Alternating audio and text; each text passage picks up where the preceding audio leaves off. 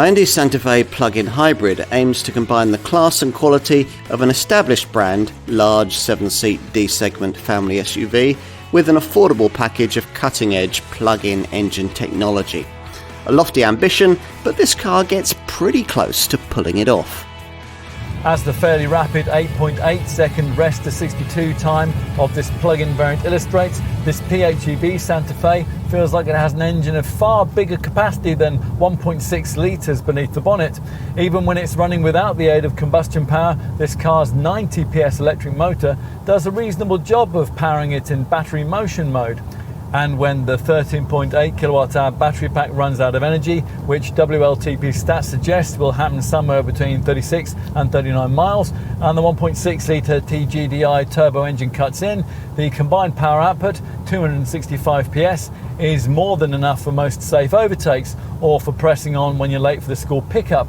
You might wish for a bit more pulling power through the 6 speeds of the drivetrain's auto gearbox though. There's only 350 newton meters of it, and that's not a great deal to propel along a 2.1 ton 7-seat family SUV. That's why towing capacity is limited to 1,500 kilos. Hyundai has made sure that this car still retains a reasonable degree of off-piste capability though. Its standard 4-wheel drive system incorporates 3 bespoke terrain drive modes, which you select from with this provided dial: snow, mud and sand. But there's not really enough ride height to venture anywhere too gnarly, so the terrain side of the drive mode dial will probably remain unused. More everyday useful settings come with a push of the same dial, and you click into 3 separate tarmac drive modes, and these alter steering feel, throttle response and gear change timings. Most of the time you will leave the car in the smart setting, and that's basically an auto mode which sorts out everything for you. There is also an eco mode, and there's a sport setting too for when you want to push on, although you won't want to do that terribly often in this kind of high-sided SUV.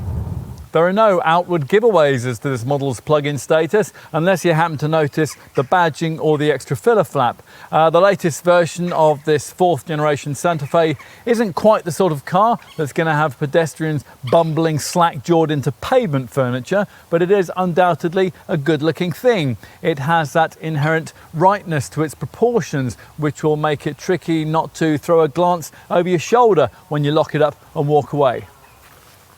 Most importantly, choose an upscale version and it looks, there's not really a better word for this, expensive. The centre console has been raised, which gives far more of a cocooned aircraft cockpit style feel, and on it gear shift buttons replace the traditional selector stick. At the back, this revised Santa Fe boasts an increase of 34mm of second row legroom over the previous model, and that gives this improved version an overall best-in-class second row legroom of 1060mm. As before, there isn't a huge amount of space in the third row, so don't think of this as an alternative to a big MPV. Nevertheless, adults will be okay there, providing the journey isn't too long and second row occupants can slide this mid-bench forward a bit. Completely flatten the central bench and 1,649 litres of fresh air can be freed up. That's a bit less than a comparable Kia Sorento, but it will be ample for the needs of most owners.